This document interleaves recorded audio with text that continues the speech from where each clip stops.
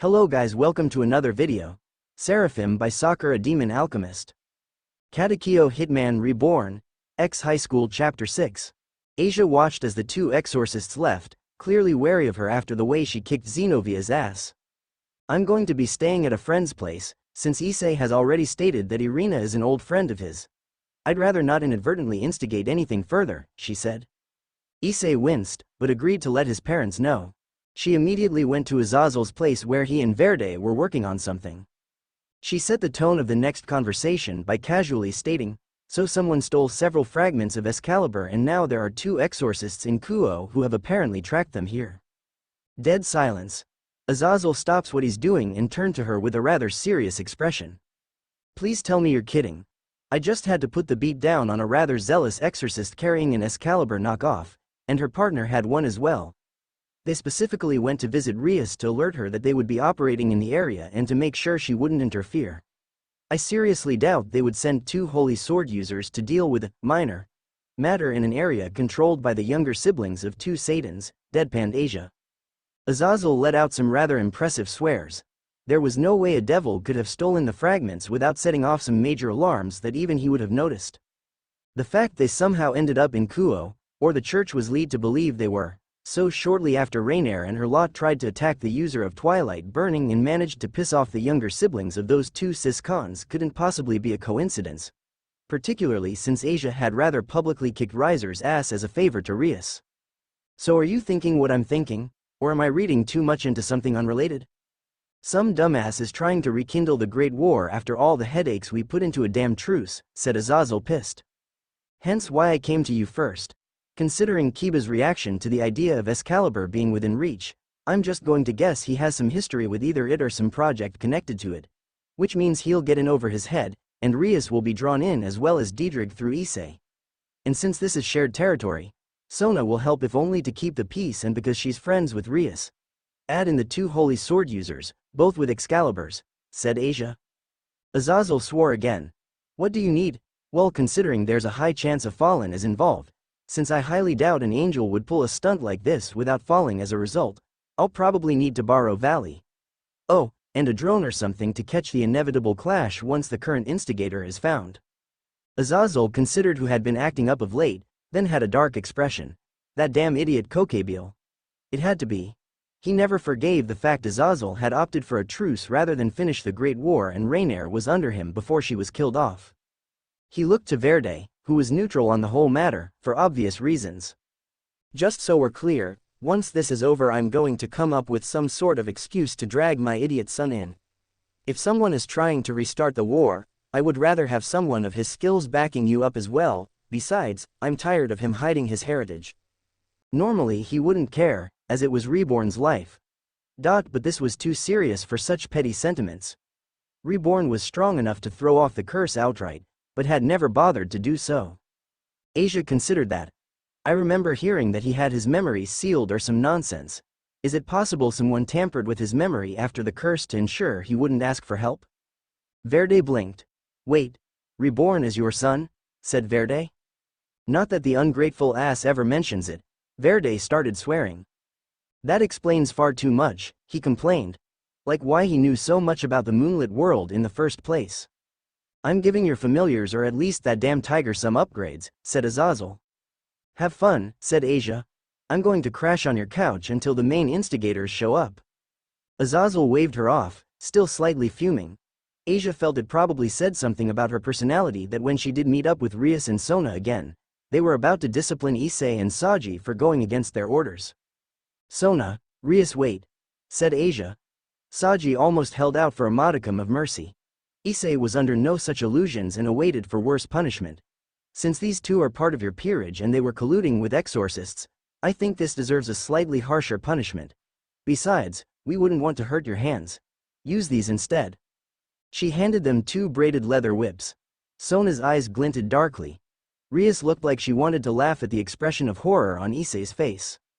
I do believe you have a point, said Rias, trying not to laugh. Asia was entirely unsurprised when Akano sidled up to her to inquire where she got such fun toys. And if she happened to direct the half-fallen towards one of the shops that was owned by Azazel and happened to cater to the tastes of the fallen, Well, hopefully Akano wouldn't notice. With that done, she went to crash on Azazel's couch once more. He had gotten excited over her tiger cub, though he wouldn't explain why. Asia wound up oversleeping and just called in sick with a mild cold.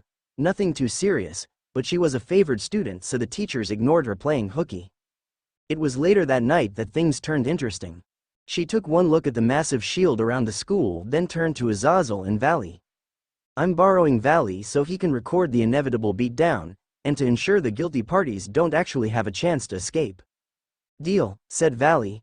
Oh, and if you do a good job of recording, I'll skip our usual training sessions for a week. If you're going there, you might as well take these with you, said Verde. Asia had an evil grin on her face. Want me to openly call you and put you on speaker so Kokebiel understands exactly how boned he is even if he survives me? Hell yes, said Azazel, cackling at the thought of it. Asia took her new toys, holding back a truly terrifying cackle the entire time. Is it bad I almost feel pity for whatever idiots are stirring up trouble? Asked Valley. Nope, said Azazel. One of the benefits of having Asia around was that when Valley realized exactly how annoyed she would be with him for restarting the Great War, and that there was someone all too happy to fight him to his heart's content and make him stronger for it, he became far more tolerable. Azazel almost thought something would develop between them, but the two had firmly settled into a weird sort of sibling rivalry. Asia was not only protective of Valley, but she was all too happy to try and cave his head in if it meant he got strong enough to challenge the one he really wanted to fight. Valley, on the other hand, saw her as a sister, rival, and would happily follow her requests because with her luck it was almost guaranteed he'd get a decent fight out of it. Just be sure to have Mukuru out when you go, said Azazel. Mukuru being the name she gave the tiger cub she found. Asia got a small bag and put her familiar inside. She didn't want to risk him being unable to be summoned by some random spell. Besides, she trusted Azazel enough not to screw her over, particularly over something this serious. In Kuo, the sheer relief Rias and Sona had seeing her there was palpable. Then again, she had established herself as a major wildcard that could be reasonably be trusted to help them in times of crisis. Asia made a point to stay out of the main fighting. They needed this sort of reminder to keep training. And besides, she was saving herself for the main player, Kokebiel. And then the bastard had to drop that sort of bombshell. While it had come as some shock learning the original Yahweh was deceased, it made a twisted sort of sense. Asia thought that through, considered what she knew of the three factions, and groaned. Damn it. That idiot Saphira made the whole Trini set system to stabilize the energy after he died, didn't she? That's why it's been screwed up for years. Kokebiel gave her an interested look. You know of that flawed system.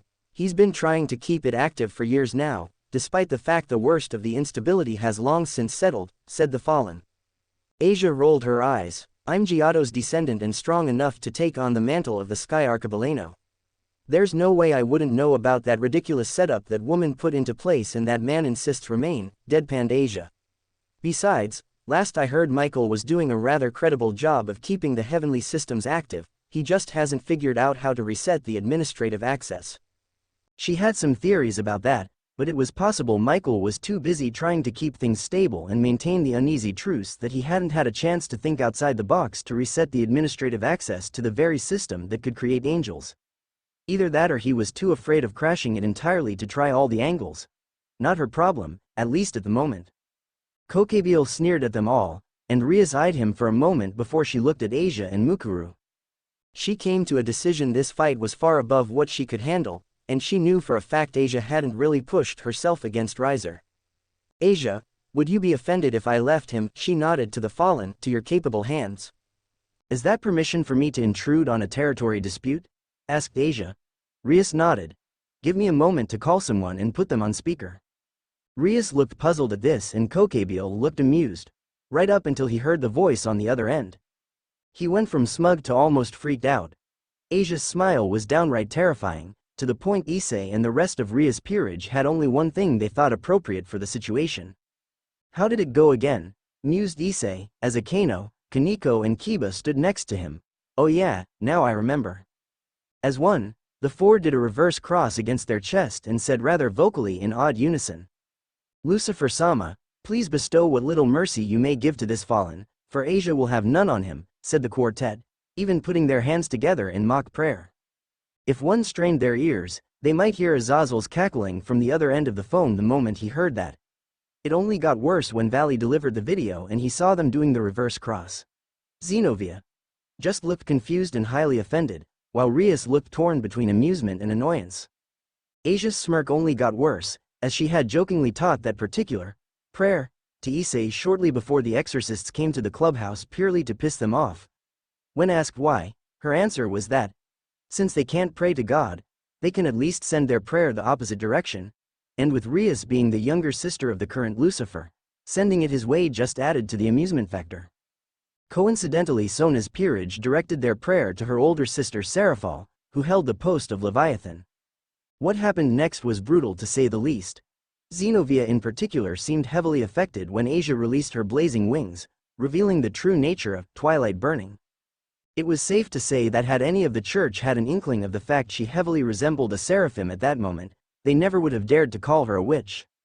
As it was, she was highly tempted to prostrate herself, and likely would have had it not been a rather poor idea considering the situation. Certainly she had never heard of any past user of Twilight healing having wings. Seeing Kokabiel getting his ass kicked by a mere teenager was rather humbling. Seeing the current incarnation of Albion drag him off for a very long overdue punishment by Azazel was barely a footnote in the night's long headache. As it was, Asia was still kicking Azazel in the shin repeatedly for not warning her of the true nature of her tiger